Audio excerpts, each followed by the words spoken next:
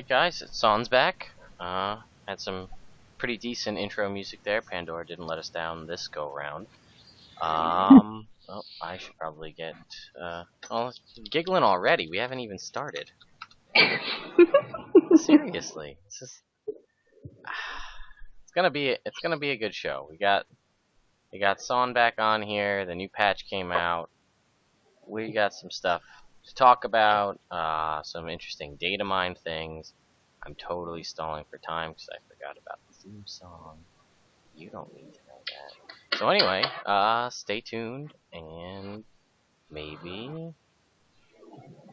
If I could somehow do anything that would... I got ads playing in the background. It's awesome. I love your t-shirt. Thank you. Alright, there we go. We'll be right back.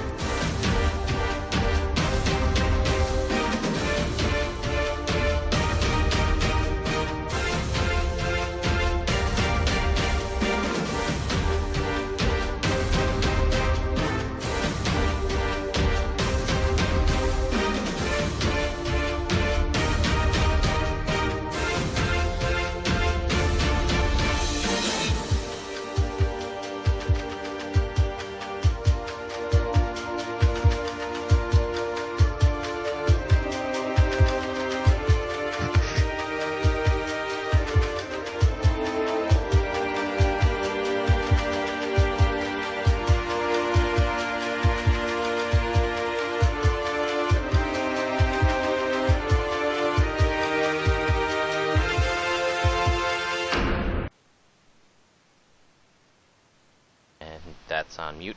Hello everyone and welcome to the 104 already episode of CoT Podcast, Gw2 Podcast for fans by fans. I am Gw2. Son has returned, as you can tell by the Krita image there with the pencil thing working her way around.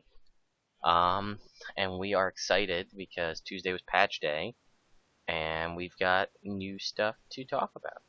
So exciting, and I see some of you are watching us live, and that's exciting. And iTunes people, I did what I said I was going to do. I put all 6 episodes that I had lacked on up in like one day. All 6 episodes went up.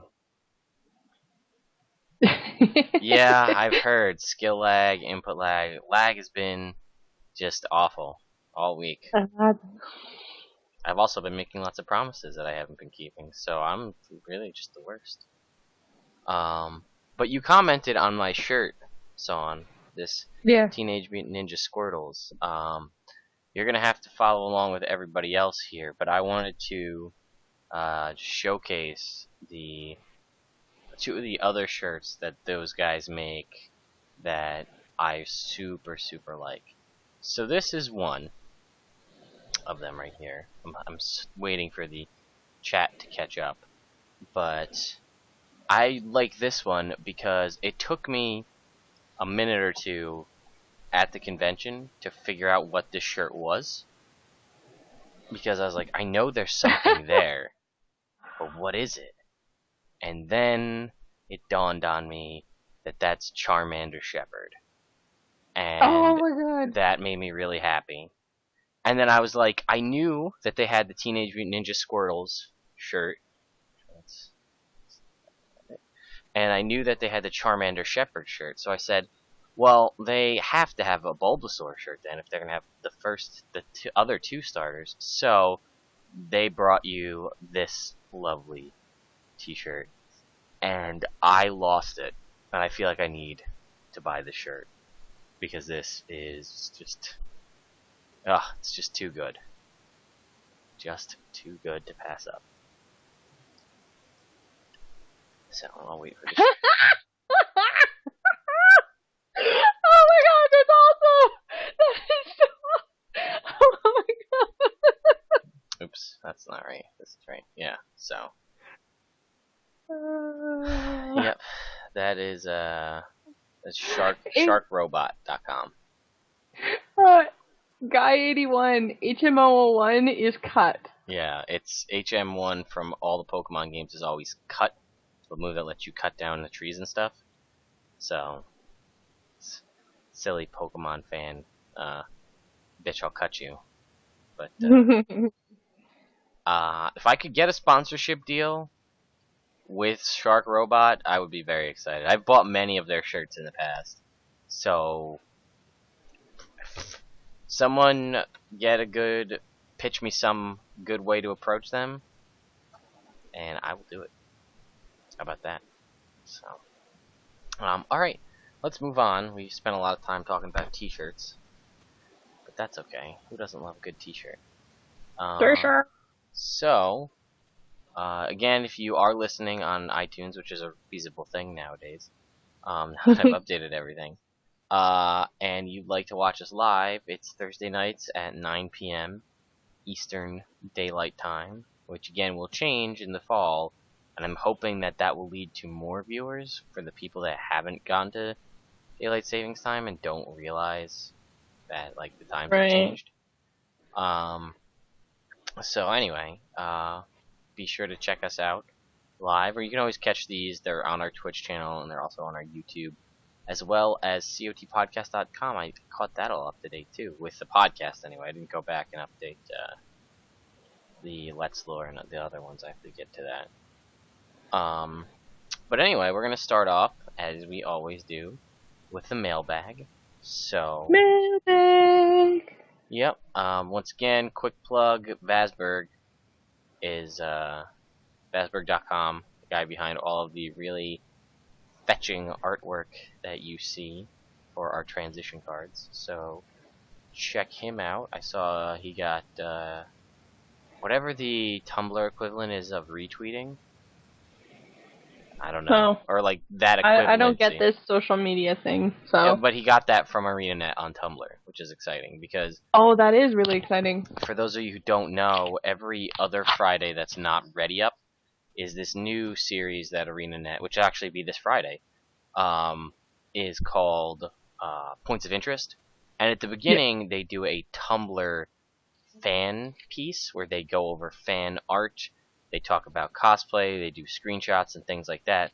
So if you have a Tumblr account, you can link on Tumble, I don't know how it works, whatever, your stuff for consideration to be displayed for everyone to see on ArenaNet's live broadcasts. So check that out. But anyway, mailbag. Remember, you guys, we always talk about how we get walls of text. We like walls of text. Guess what? You got a wall of text from the one and only Tori G. And it's funny because the main topic that will be coming later in his wall of text rant here, Son and I were just discussing prior to the show. So it's just kind of funny how that works out. Yeah, because I hadn't read Tori G because I hadn't played it, so I needed to play the patch before I read Tori G's email in case there were spoilers, but he's awesome because he didn't actually write any spoilers. Yes, this is a spoiler-free rant, so fear not. Hello again, hosts. It's been a while, so here goes. I feel that I've been very tolerant and supportive of ArenaNet's design and storytelling decisions in the past. I can look back at content that was poorly received and see past the criticism to the reasons the decisions were made. I understand that liking or disliking characters/story is a matter of opinion, of which everyone may have a different one, and I have many of my own. I even have an easy time dismissing all the comments about how this, that, or the other thing breaks established lore canon. There's always a loophole. But something in this patch is broken. But first, a history. In hindsight, the living world so far has been told like a mystery that the player character and player have been the main protagonist. We, the player, have only seen what our character could have seen. This can be frustrating in terms of pacing, expedition, and understanding of the big picture, or an understanding of the big picture is concerned. Using the TV show analogy, if I think about most shows, when the protagonists and antagonists are main characters, so to speak, the watcher sees both sides and is acutely aware of what the antagonist's plans are. We have not had that in Guild Wars 2 yet. We did have it in Prophecies with the Lich, Nightfall with Varesh's cutscenes, and in Eye of the North with the Scrying Pool. So what does all this have to do with anything? Continuity. I don't mind not seeing my enemies' plots as they develop, of not getting the bigger picture until I have saved or failed to save the day. I don't mind if they change the style of storytelling away from that. But the issue now is with continuity. Information cannot come from nowhere. And this is the point right here, the big one. When and how did our characters, or the B-Iconics, discover the name of Mordremoth? They had exposition of the characters speculating a dragon awoke, and the new vines were possibly linked to that dragon, but nothing about what the dragon was called. With all the exposition and big reveal they could have made about the name of this dragon, and nothing. One story instance we just know, like we've known all along, casually dropping the M-bomb. So sure, new players, players knew this name less than a month after launch, and our speculation was pretty dead on. Colin let Jungle Dragons slip before 2012 was over, or really early 2013. The players knew. The Inquest probably knew. Hell, even the Derman probably knew, or has the name hidden away somewhere, but is not explicitly stated in the game anywhere that your character or his friends know the name of Old Morty. The explanation could have been a simple one-liner. Marjorie. I went to the Priory to do a little research. It seems that, insert ancient race here, had some writing of a dragon that manipulated the jungle. They refer to him as Mordremoth. Timing. While you were away, I found this journal page of Scarlet's. All it says is Mordremoth over and over. I think that could be the name of the voices she was hearing. Her master, what do you think? Random enemy mob at the start of the instance. Mordremoth will consume your world. Any number of exposition could be used to give a reason why we currently have a name all of a sudden. Without that explanation, the story is probably the most immersion-breaking bit of the game so far. And I completely agree with this. I made this connection the second that it happened in the game. Would have been a great thing to put at the end of Chapter 1. Maybe it was, and I missed it like so many people missed the hologram. My personal speculation, being pessimistic, is that Season 2 would have concluded with the reveal of the dragon's name. Guess they picked up their pace. That's nice. Well, that's about it. My first major wall of ranting. See you next wall. P.S. I think the storytelling is much better in Season 2. Lots of things have been improved. That is why a story break like this stands out so much to me. Cheers.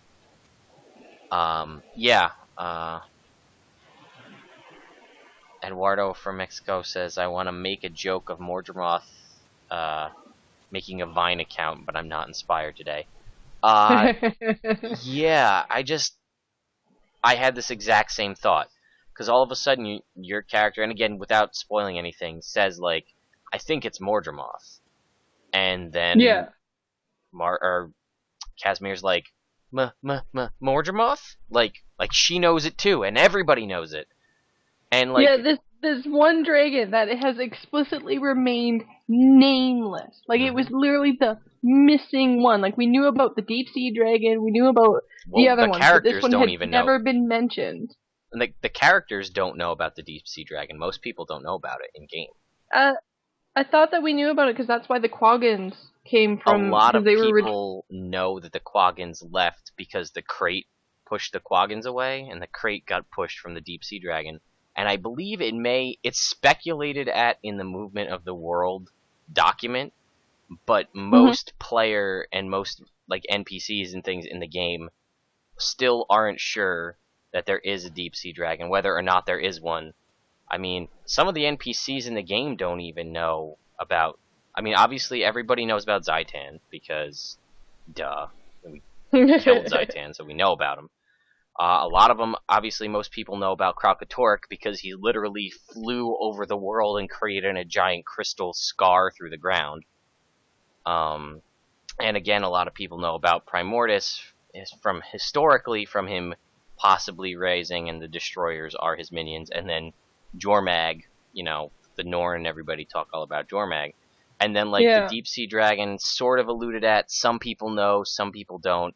And then this thing, like, we were just speculating, like, a couple of weeks ago that it was an Elder Dragon. We all know as players, this is like RPG, pen and paper RPG 101. Player knowledge is not character knowledge. That's like a clear definition, because we knew, again, like Tori said, 2012, when Colin was like, I think the Jungle Dragon would be a good place to start Season 2, or to go with the living story, and we're like, Jungle Dragon? And then we find out, oh, here it is one, and then they're just like, boom, it's Mordremoth. Glad you guys learned that. Because presumably, in between the last living story and this one, not a lot of time has passed. Maybe almost no time, really, like a day or two, due to the, again, without spoiling, because somebody hasn't left a certain room. You know what I mean? It has been there the whole time. So it's still within a day or two, and actually the whole living story, story-wise, only spans a day or two. Right. Because there is an instance where Casimir's all like, I'll meet with you, or I'll leave with you, or something like that. Like, she literally says, we'll meet again tomorrow, sort of thing. Like, so the next mission is the next day. And I'm reading what you guys are saying in chat, and yes, I know that we have known that Mordremoth has been the assumed name for this dragon, because one of Subject Alpha's attacks is called, like, the Tooth of Mordremoth. Again, you wouldn't know that if you didn't look in your chat log to see what you were damaged by. So, again, because it says that, and theoretically, there's, Subject Alpha happens in a dungeon, which you do, so the whole world wouldn't know it. Sure as hell Marjorie and everybody else wouldn't know it. And honestly, your character theoretically could not have played that dungeon. I mean, it doesn't work with the story, but you could have never played that dungeon. You would never know. And again, if you don't look at your skill facts to see how much damage you took, you would never know. And that's like super, you're in meta mode there, like, would your character know? Like, it's not Dragon Ball Z where Subject Alpha or something like that's like, Tooth of Mordremoth, and like attacks you with it, and then you're like, oh, obviously that's what that was. I don't know. Well, and they vaguely remembered not to over-meta it at the end of Living Story Season 1, because they're like, did you hear that giant roar? Only a dragon could make that giant roar. Because the cutscene was something that the characters would not have known happened, and none of the characters acted like they did know. They knew that something big happened. They knew that the dragon roared. They didn't know that they just blew open all the ley lines for everything. That was a player knowledge versus character knowledge. So yeah, the fact that they've just sort of forgotten about that rule all of a sudden. Mm-hmm. No, and again, the fact that, again, a skill was named after it. A lot of people were speculating. That doesn't mean that they had to name this dragon after that one skill. It also didn't mean that there couldn't have been another dragon named Mordremoth that we didn't know about. So, it's just, and everybody was under the assumption that this was Mordremoth, but there was nothing in the game that led us to believe that we knew the name Mordremoth. And I'm sure if I search the forums, there's rant thread after rant thread about how the hell we knew about this.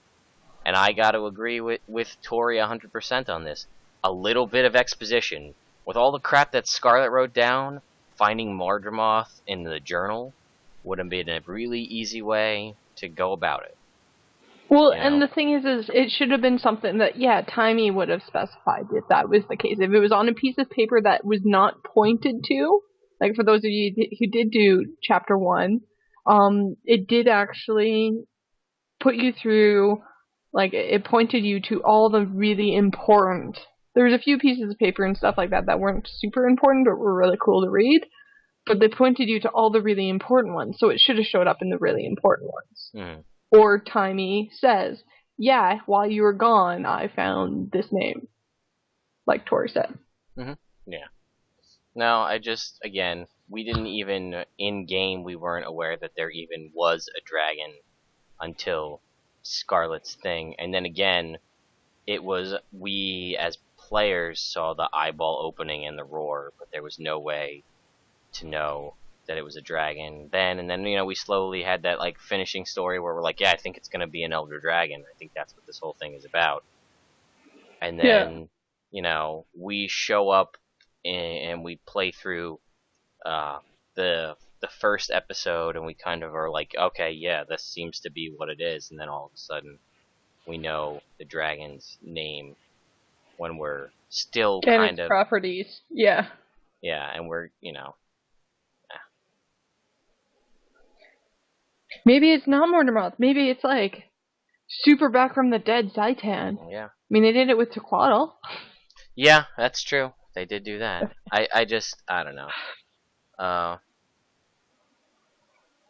And I feel like I don't know. It's just, I think it was done wrong. I mean, I like the story. The story's great. And again, Tori also brings up a good point. If that's all we have to complain about this Living Story release, then it's really not that bad. But because everything else was done so well comparatively, at least in my opinion, and it sounds like Tori's, and I believe yours as well, that this one little thing is just like that little nagging little, itch that you can't scratch, splinter digging into the back of your brain, that simple line of exposition would have explained it.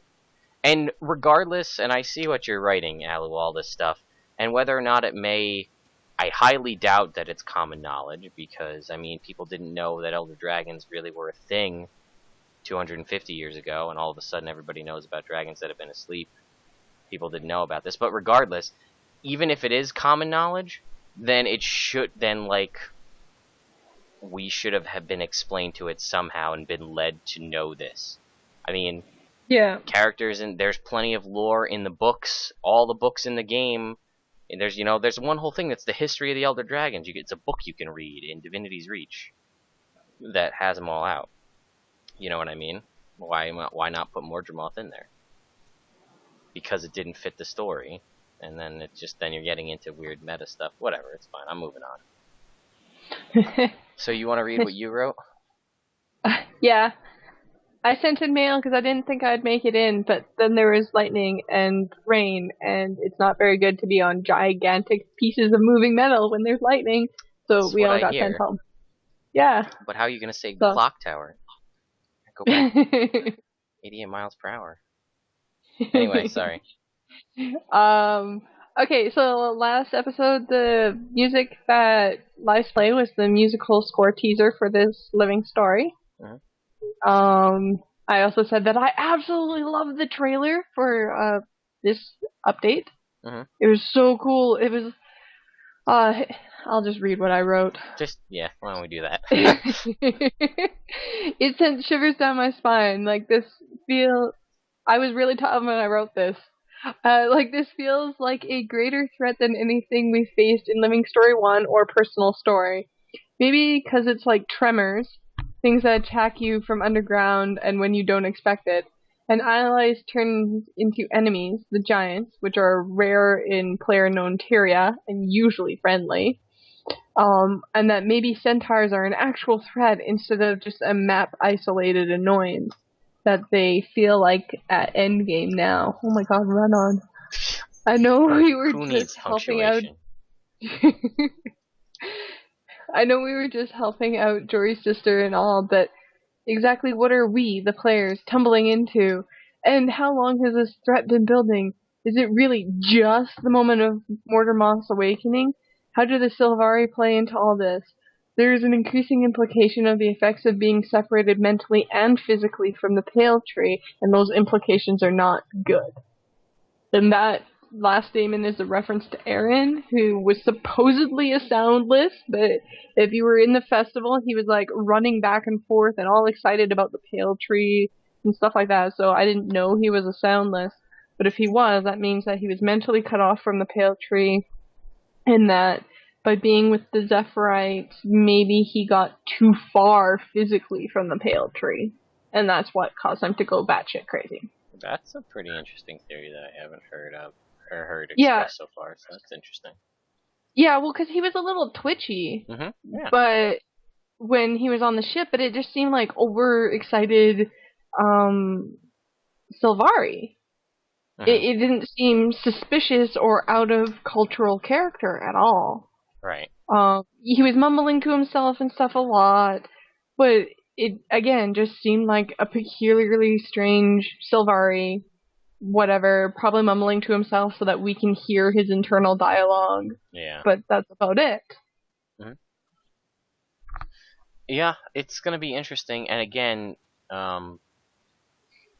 this isn't really spoilers, but you find there's another downed Zephyrite ship that you discover in this patch. Oh, I didn't find it.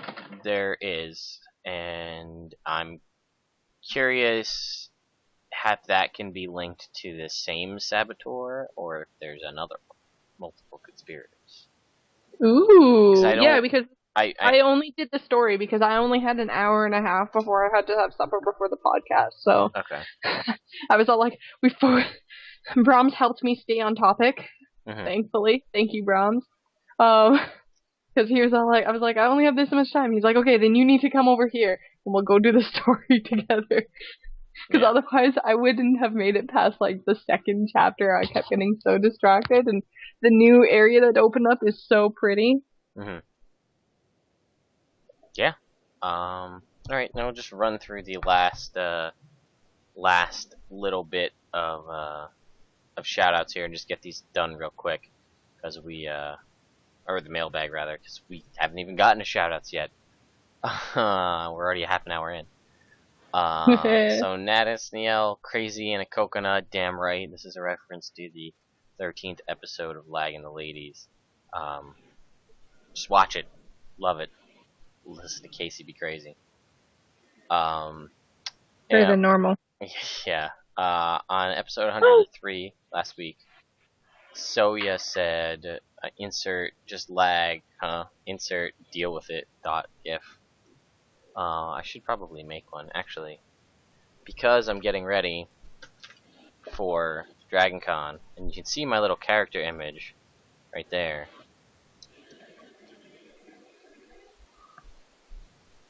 There you go. Just deal with it. Chris Chinko Genic said, thanks for the upload. That's in reference to uploading all 6 episodes of the podcast. In my last, again, my dog was over here-ish in the last episode. Says he misses the doodlings. Well, doodlings are back. So there you go. Doodlings are back, and where the hell are you? Yeah. Bad. Oh, bad. And then Billy Ocean again .google says 13 minutes and 11 seconds. Pause. Listen to a bit of Metallica. Wonder why? And that's because of the when I was listening to the ANET music, it rolled into what's it called? Rolled into the Tower of Nightmares music. So, all right. Shoutouts. Do you have any shoutouts? So. Well, shout out to Brahms. How's that? Because he was actually leaving the game for a break when I messaged him to say, hey, I'm here, do you want to play with me? He's like, you haven't done the story yet. I said no, and he's like, I'll come back on and help you with the story. So, shout out to Brahms, who's not here. Yeah. I'm just going to be grasping at straws if I try to come up with a shout out. I had one, and then I lost it, so... Well, where did you last see it? I don't know. I have to go searching for it.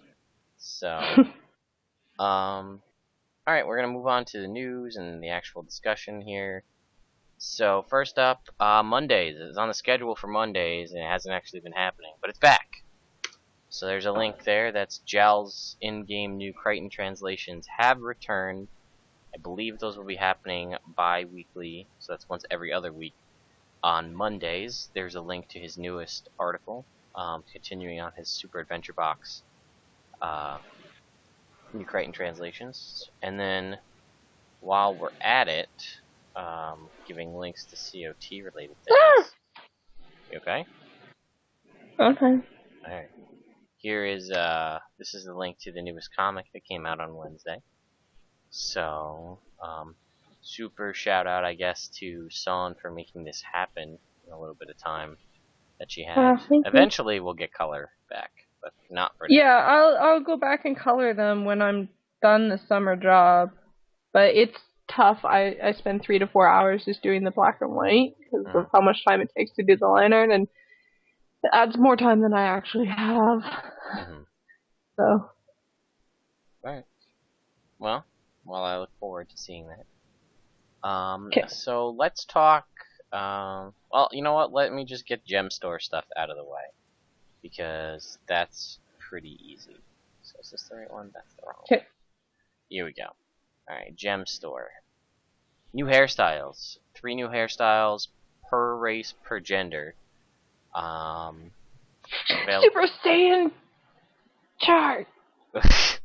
Yeah, there's some pretty crazy ones. There's the what I considered clearly the Sailor Jupiter human female hairstyle ponytail. Yeah. That's totally rocking that on one of my characters. And I don't know, I wasn't really too nuts about the Asura hairstyles, any of them. How about you? I didn't look at them on my characters. Okay. I did. I think that they looked pretty, but they weren't like super for me. Like that new female weird planty dread thing is interesting. The one that's yeah, I think I know what you're talking about. Yeah. Where they're not quite dreads because they've been like flattened out or something.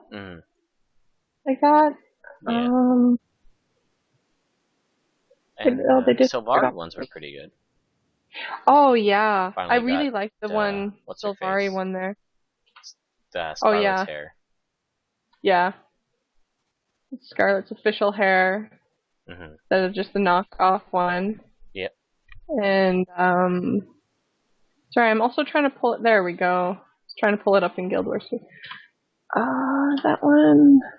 It's fun. Pulled up dread one. Come on. See, some of the new Char ones are pretty. I like the new female one. And the giant mane. The giant mane is just awesome. I can't believe they didn't have that before. And then the Super Saiyan one, just why and how? Like, there's just so much hair there. Well, that hairspray that they have interior. Yeah. Same with the top-notch one. Like, that is just way too big. Yeah.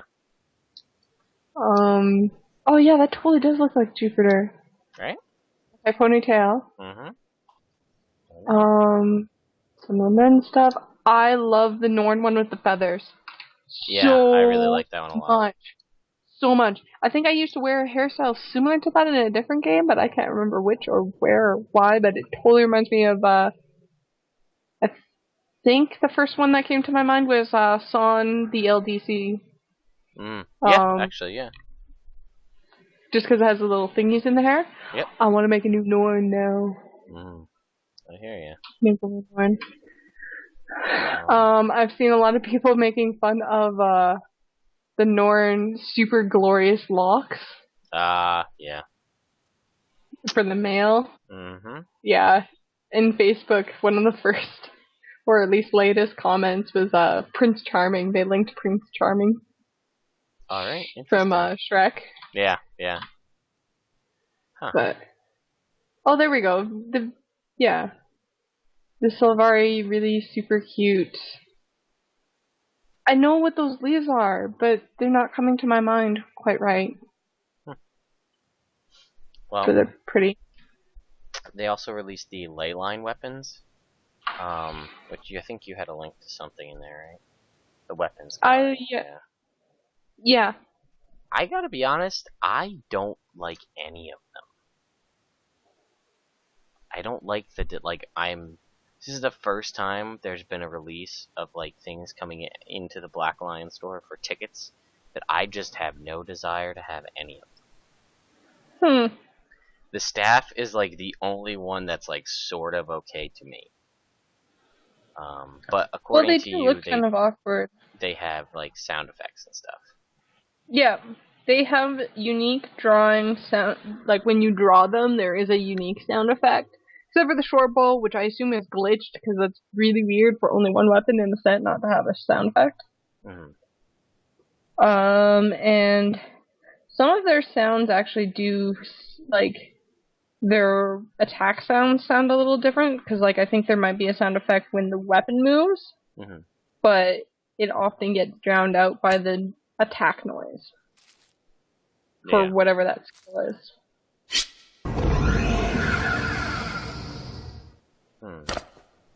Yeah, it's okay. It's a weird sound. Yeah.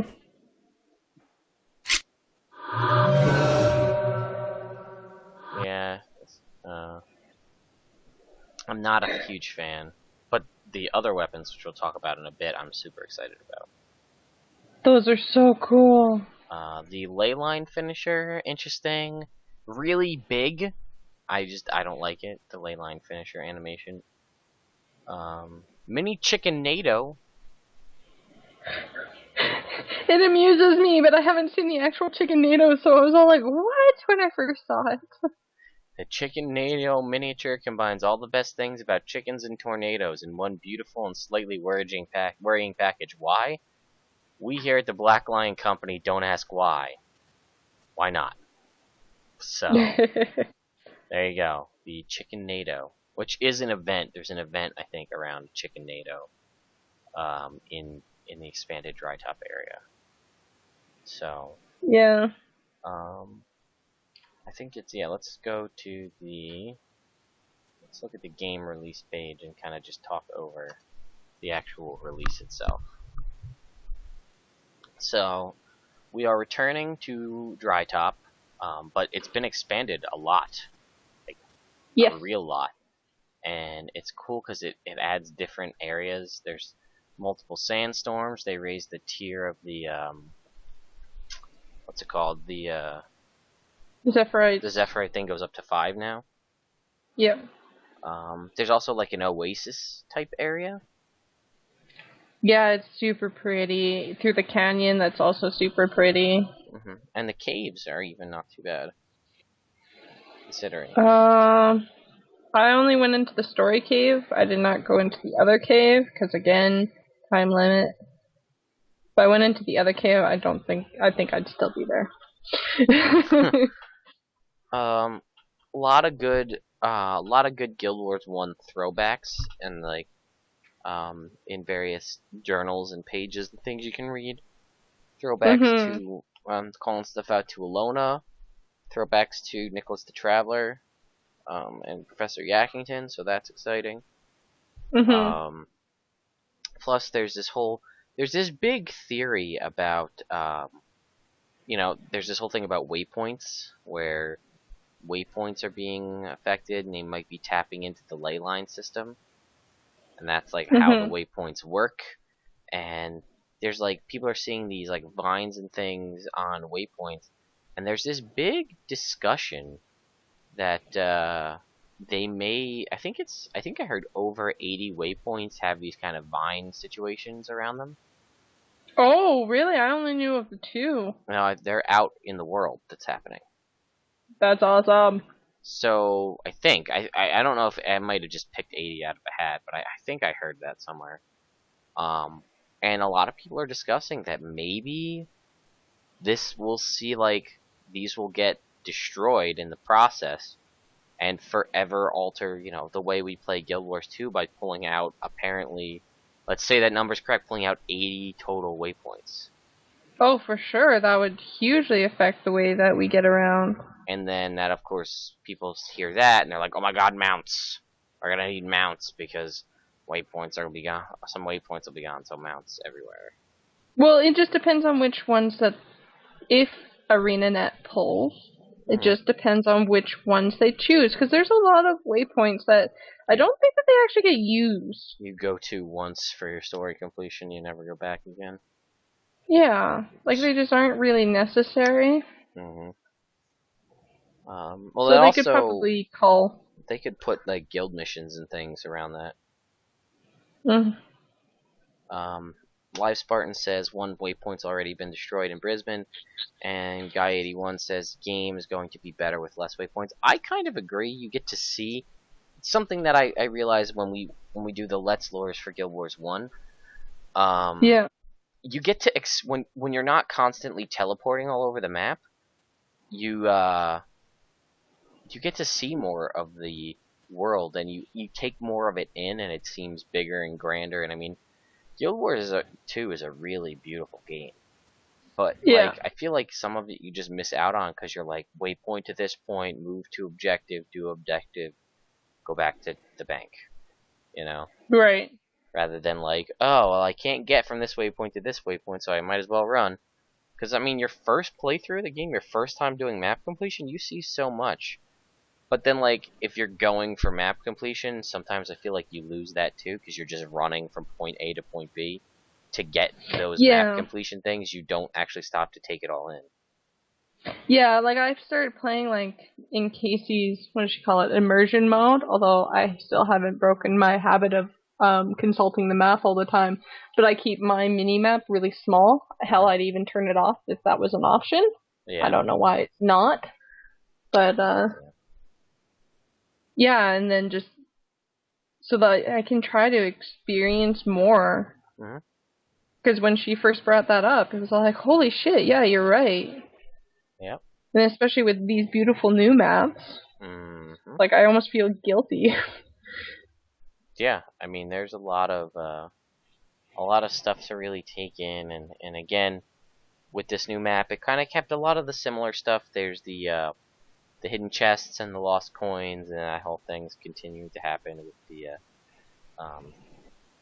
sandstorms. But now, out of those buried chests that you can find in the sandstorms, there's a chance to get fossilized bugs. Out of those chests, and that's actually what allows you to craft these ambrite weapons. Which these... And they look really cool. Being somebody that went to school for geology, is a geologist, technically, by degree, and had a vast interest in paleontology, and who was, in fact, freaking out before the show about going to the Natural History Museum tomorrow to go look at dinosaur skeletons. Fossilized bugs in amber is like right up my alley. I want all of these skins. All of them. Forever. So, I need the axe at the very least, because that butterfly one just looked badass. So, and the Hercules beetle and the shield, pretty sweet too. I like how, they're all different. Even like short bow and long bow, they are different insects. I looked at them all on Dolphy. Because I'm all like, I'm probably not going to play, so I just checked out the skins on Dolphin. Yeah. And then, surprise, I got to play! Yay! Yeah. You've got got a couple of new bosses and things appear. Again, you have the login, at the very least. It unlocks the story for you. New set of, expanded set of dry top achievements. New sets of story achievements for when you complete the story. Getting a lot of mats just from doing the various parts, various missions or episodes or whatever you want to call them, mini episodes within the greater Living Story episode. A lot of Imperial fragments and stuff like the stuff you just get for completing instances. Yeah, it's definitely worthwhile. Like, it's really rewarding. Not just plot-wise, but stuff-wise, for those people who are motivated more by stuff. Yep. Again, you've got and the story is really good. You've got new enemies as well to fight. Oh my god, they look so crazy cool. Like, there's a lot of them that we knew, and they've been tweaked a little, like the husks and stuff. Oh, wait, is this spoilery? That's fine, that's good. Okay, I can talk about what mobs we come across? Yeah, because you kind of see them. We talked about them. They were, some stuff was leaked last week. Yeah, so the thorn wolves, they come back. The husks, you find Mordrin husks, and they look exactly like the Nightmare Court ones, the same way that the thorn wolves do. Except instead they glow like a reddish hue to them. Like, they have a very, very crazy-ass glow to them. Like, they're, like, super husks. And they're AoE stomps. You can actually see it. They have a effect on the ground. Like, it's not an AoE circle or path. It's an actual, like, you see these thorny bits, brambles coming out after you. Okay. Which is really cool. So if you're fighting them and you're not in a total cluster F, you should definitely, like, look at the ground and you'll see this thing coming at you. It's really neat. Okay. And then these mine thrashers are freaky looking. And anyone who's been AFKing in Prospect Valley will probably, or like in the township, will have come across them for sure, because that's how I first came across them. I met Brahms there, and it just all of a sudden this event dropped on top of me, and I was like, "What the hell's going on?" He was laughing because I was like literally losing my shit. Well, I'm like, "Hi, Joel. Hi, Brahms." All of a sudden, these walls of thorns pop up out of nowhere, and these things come out and start attacking us. That'll happen. AFK not safe anymore. Yeah. And, the Mordrin wolves. Like, not the thorn wolves, but the Mordrin wolves. Like, there is a theme with flowers, because the thrashers are flowers. The Mordrin wolves, they're different from the thorn wolves. Okay. They're kind of like a shrub, I guess. Like, their body is built out of a shrub, whereas the thorn wolves are like thorny leaves. And then their face has peeled off to create this color of a flower, and this wolf skull is what's chewing on your leg. Like a bare freaking skull. It is so freaky. Yeah, we gotta say it's not the most welcoming sight to see coming at you, that's for sure. Yeah, and they're still described as deadly when flanking. I really like how there's a lot more, like, you have to pay attention to where you are with respect, like, more than just dodging AoEs and stomps, but just, because, like, the thrashers go down like paper if you get them from behind. Which is exactly what it tells you to do. So. I want to point out just some of the stuff said in chat. Live Spartan mentioned that Timey says she can fix it so the waypoints aren't attractive to Mordramoth, and then Eduardo does a pretty good job of summing it up and says, yep, she says something about increasing the resonation frequency on them to make them less attractive to the dragon, but that's a great short-term fix. Batarians are going to freak out when their smartphones stop working. And I feel like that is probably one of the best analogies to that. It's basically what it is. Tyrian smartphones, or the equivalency. Easy, instant gratification, easy mode of transportation. For sure. Yeah, again, I didn't get too much time with the patch. Unfortunately, Mother Nature was against me, forcing me to work an overnight, which wasn't really an overnight, which was annoying. It was on Tuesday, so I had to sleep all day to work 12 hours overnight. I drove into work, got there, in an hour they're like, yeah, there's not really any lightning, so you guys can go home now. So I did. And then I was like, I'm glad I drove an hour and a half to sit at my desk for an hour, to drive an hour and a half home, and didn't do it. I mean, I still get paid for 8 hours because I was supposed to be sleeping all day, so that's good, but... Nice. Brahms in the chat says, I think if we want to make them less attractive to dragons, we slather them with makeup and a Logan mask. I agree. Well, that would make the waypoints run away from the dragons. That doesn't really help us at all. We still lose out on them because they run away. But I like where your head's at. Oh, my queen's calling. Bye, guys. And the waypoint floats away. Oh, no, wait. Sorry, guys. She didn't need me after all. It was all good. There you go. Logan Waypoint Array. Put that on the list for next week. I want to write that down right now, just in case you forget. You should do that. Logan Waypoint Hooray. Done.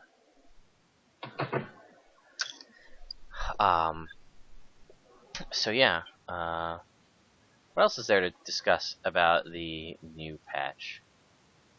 I feel like we covered most of the stuff without going too in-depth in spoilers. And I know we used to spoil stuff all the time, but like this stuff is really good, and I don't really feel comfortable spoiling Well, and stuff. the thing is, it doesn't take too much, like, next episode I could see us actually discussing it specifically, but not the first. I mean, because the thing is it doesn't take much to actually play it, especially now that it's structured. Like, whereas the previous, like, Season 1 wasn't very structured, so it was really different. Guy, try next week. Maybe we'll talk about the spoiler stuff, because trust me, I was, like, losing my shit and then, like, immediately regretting not, like, watching it because of the fact that I can't discuss it with Leg because he hasn't gotten that part in the story, and the fact that it's still only week 1. So, yeah, it's awesome!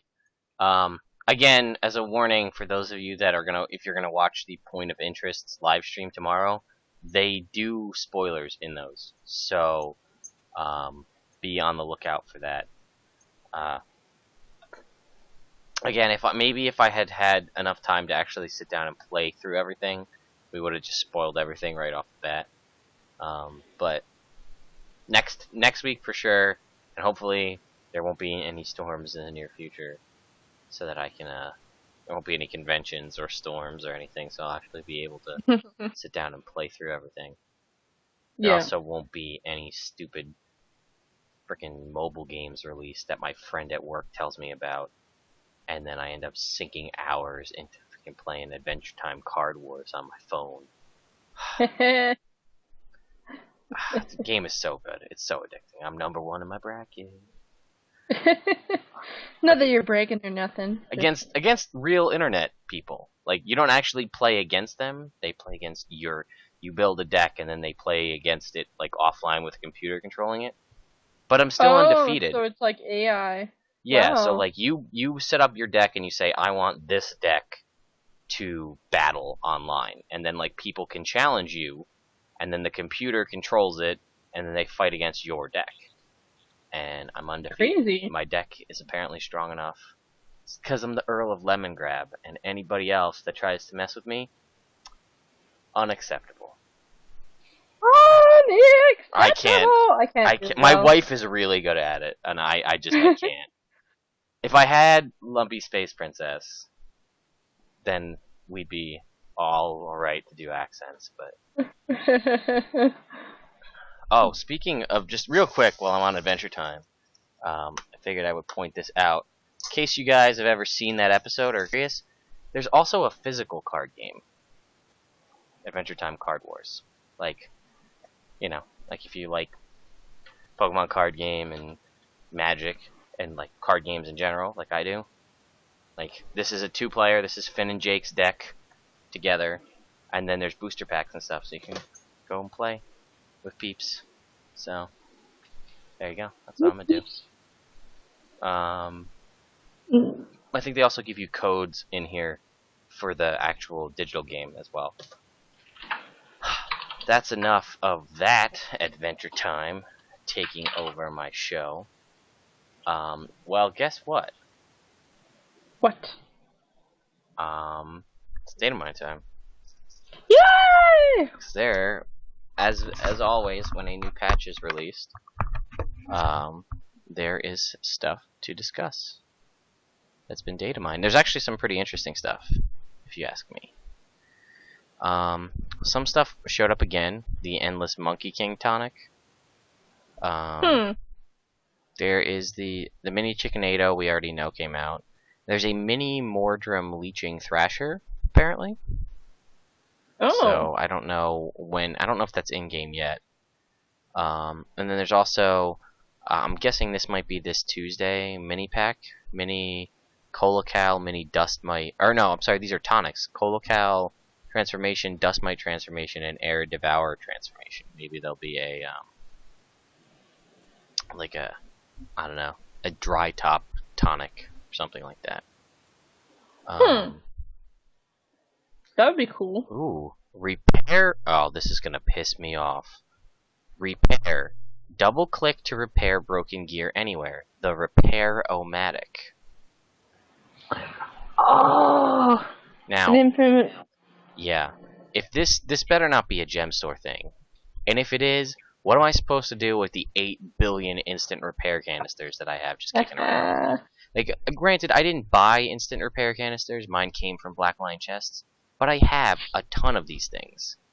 So, like, I should be able to convert this if this is what I'm thinking. Because it sounds like the salvage-o-matic that we had, the copper-fed salvage-o-matic that lets you salvage all the time. But yeah, I don't know. But that one actually requires Copper. Copper to run. No.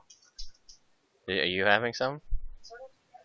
Oh boy. Okay. Alright. Can I have some? What are you having? Oh, that was scotch, apparently. Can I have some? Son wants some scotch. Yes. Yeah. You're a pain in the ass. I love you too.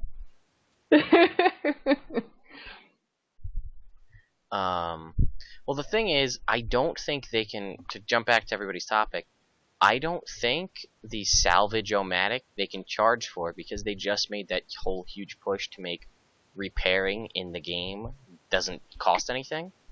Right. And, like, that was a whole thing about how we feel like maybe they will, because they said that we feel the act of running back to someone to have it repaired is the problem. Punishment enough. Yeah. But I don't know. The other really interesting thing, which I'm probably more excited about than I should be, is the basic lumber node pack.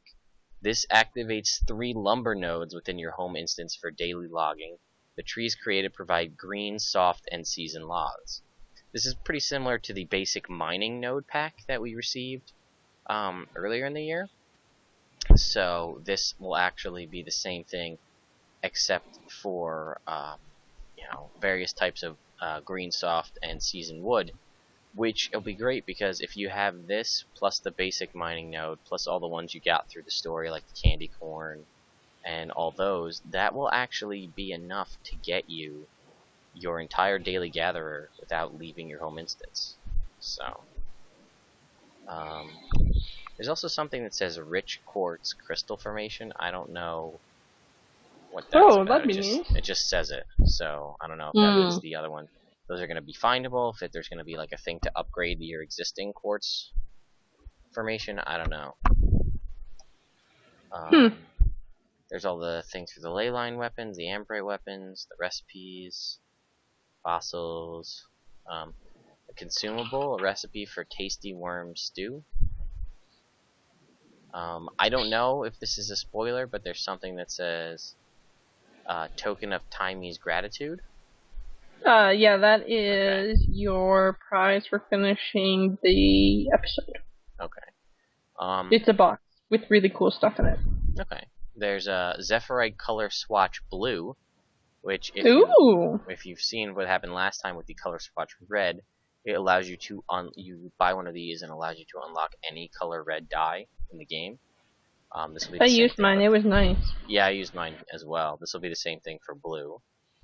It would have been kind of nice if it, like, you didn't have to mouse over every single color to find out if you had it or not. If it just didn't show you the ones you already had. Or if they were grayed out, so you could see that they were there, but you already had them. Rather than having to mouse over. Because I would have picked, like, the first rare one that I didn't have. Instead, I, like, looked through them all. Right, exactly.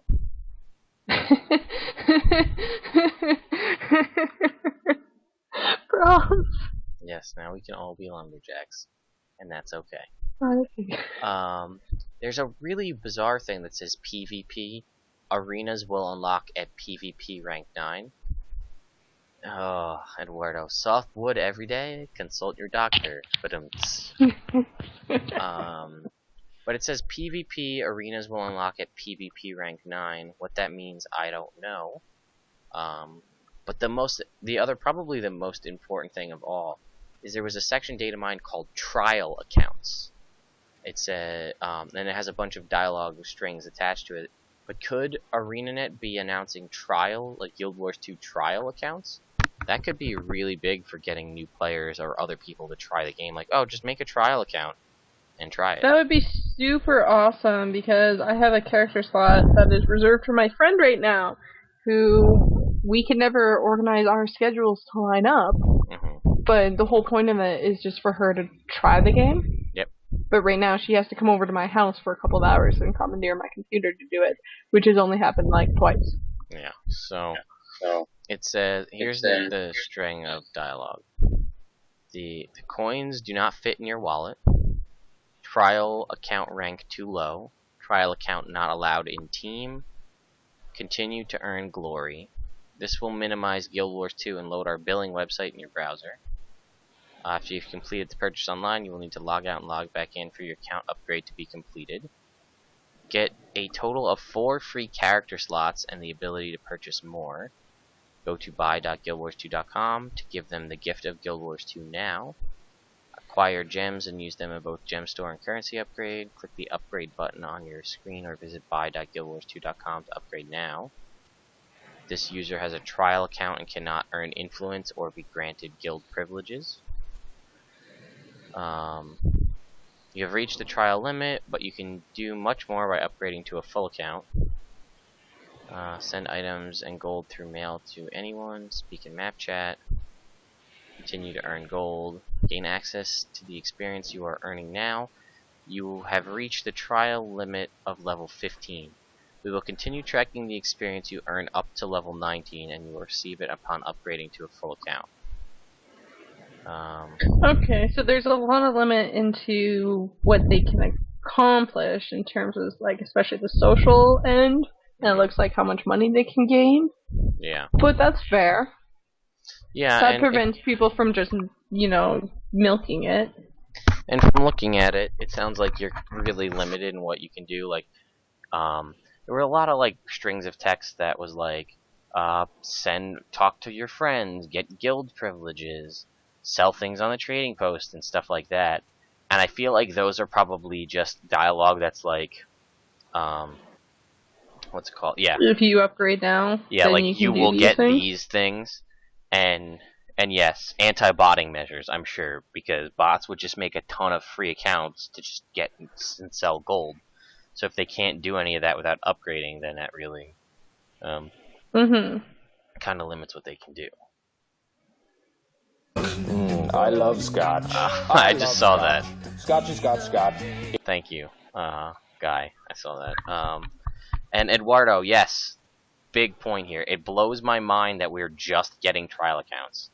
He says, I got into Guild Wars 1 because a friend gave me a trial code, and that was in 2006. Yeah, Guild Wars 1 had, like, funny story. Check out what I picked up, where is it? Right over here, the other day, from the local Goodwill. Boom.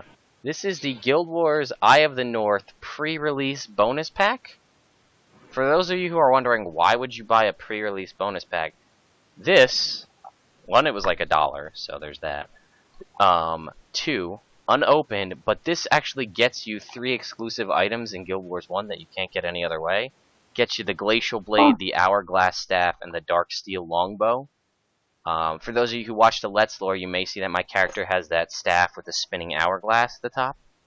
That's the hourglass staff that you get from this. The only way you could get this was by certain video game establishments would allow you to pre-order Guild Wars 2, or Eye of the North rather. And when you did, they would give you this pack, which came with those 3 weapons, and it also gave you a 10-hour or 14-day trial with access to Prophecies, Factions, and Nightfall. So this was circa 2007?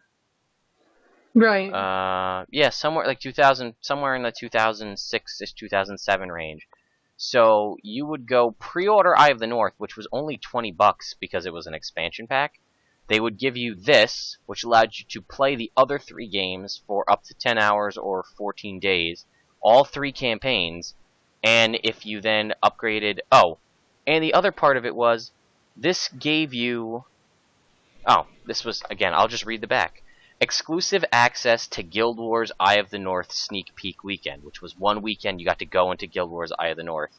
Everything you gain is permanent and will be available to you when the game launches. So this got you into it, and it's actually really good because those of you who wanted to get the glacial gloves, the ice gloves in Guild Wars 1, they only cost 25 of like the icy lodestones rather than 100 they did when the game actually came out. So anything you unlocked in that weekend you just already had when the game came out.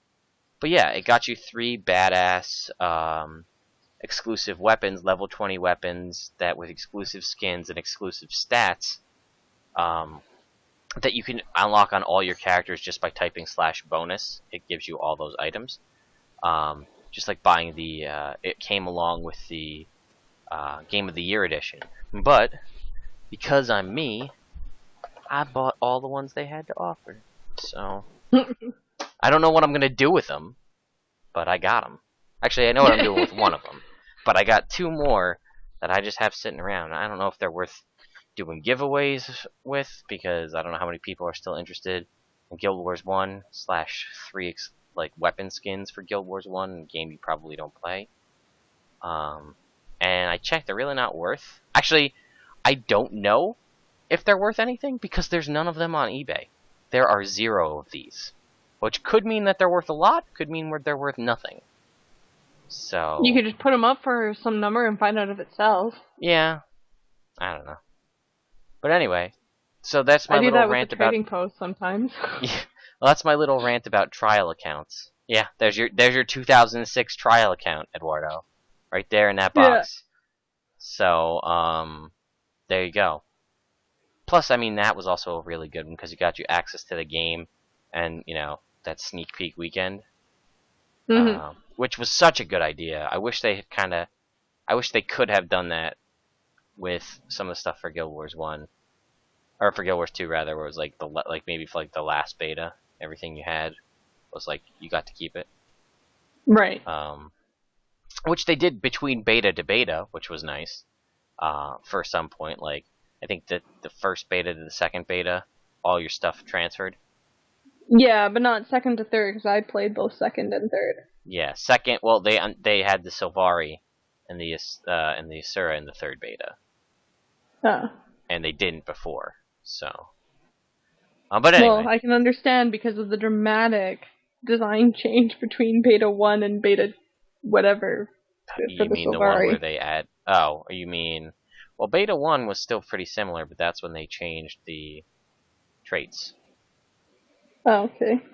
Traits were just... You had 12 traits, and you just put... Like, they were free range. You weren't gated. Like, 1 through 6 is slot 1. You know, it was like you had 1 through 12 for all 3 slots.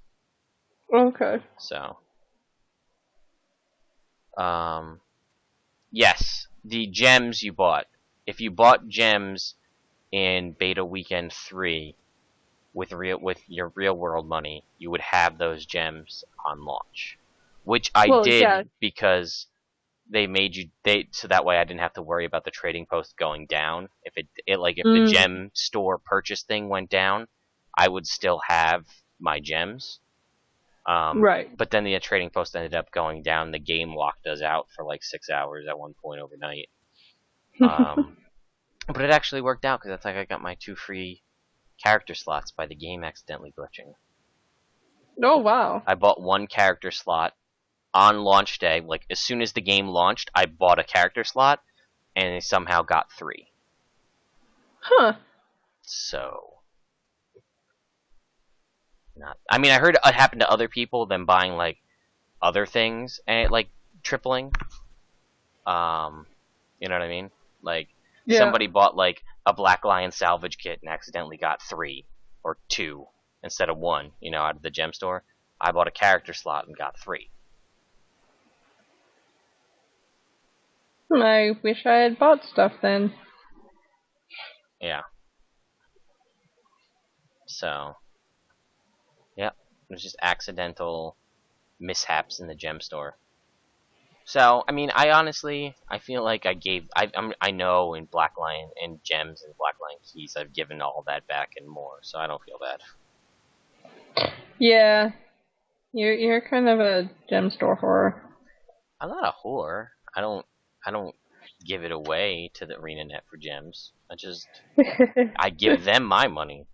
I'm like ArenaNet's sugar daddy more than anything. Oh, yes. That would be the better term. Yeah, and Rune Lockhart right there. I bought to get 8 slots and I got 11. Same thing happened. So it wasn't just me that it happened to. The bugginess in an early head start weekend. So there you go. That's 2 accounts of free character slots. So I mean, I'm up to 18. I'm up to 18 slots now anyway. So what does it matter? But we're pretty much at the end here, guys. We've got our craft corner to show off right now. So I will do that. What? I'm fine. Okay, you scare me whenever you squeak like that. It's not a happy squeak. This is what Control Z is for. Squeak. Gotcha. So this is a comic that you found. Do you want to talk about this? Okay, this Guild Wars 2 fan art on Facebook.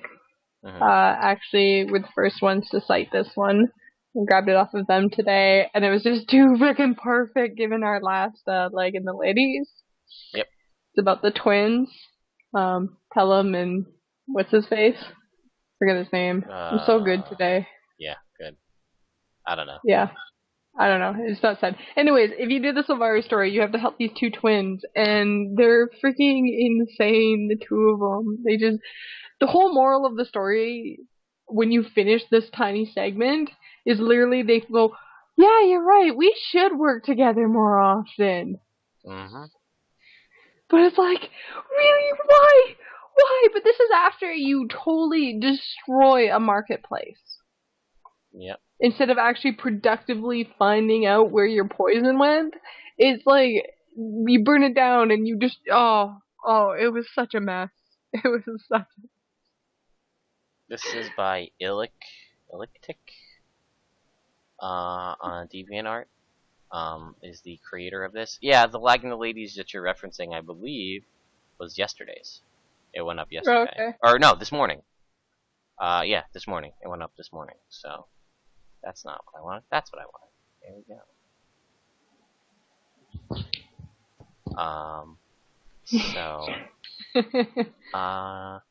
And I think that's it. The last thing we have is your piece of art here. Would you like to explain your art? The Very Hungry Devourer. This is from the Let's Lore episode that's either out or coming out tomorrow. I think, yeah. Yeah.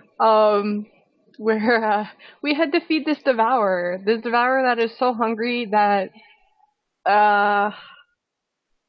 quest giver guy is like, this guy is eating us out of house and home, but he's just too damn good to get rid of and killed, and I don't want to go anywhere near him. So go talk to Old Mac and get him to deal with Joe, his devourer, make him stop eating all of our food because we don't have enough for ourselves, let alone that glutton.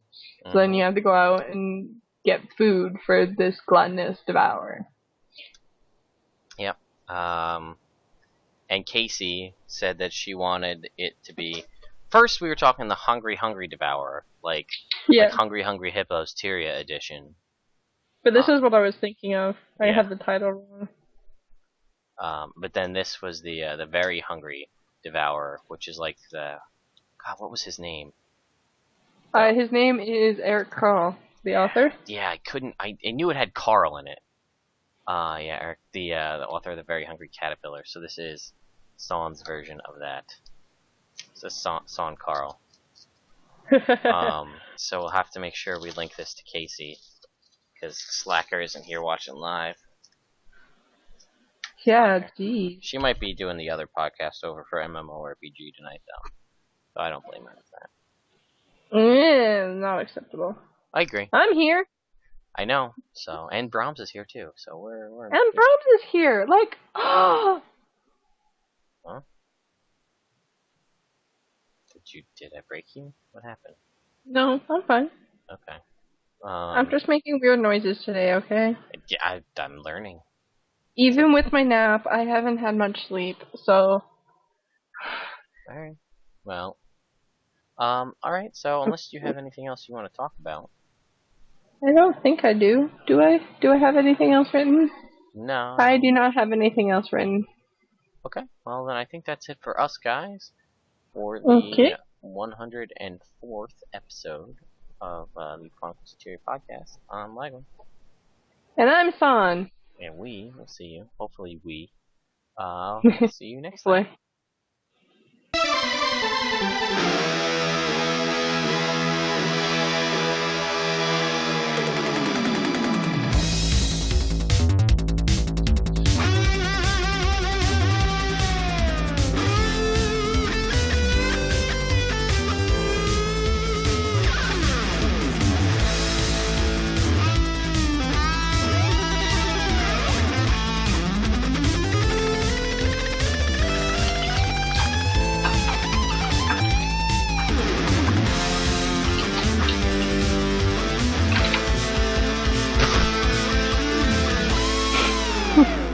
That's a special one.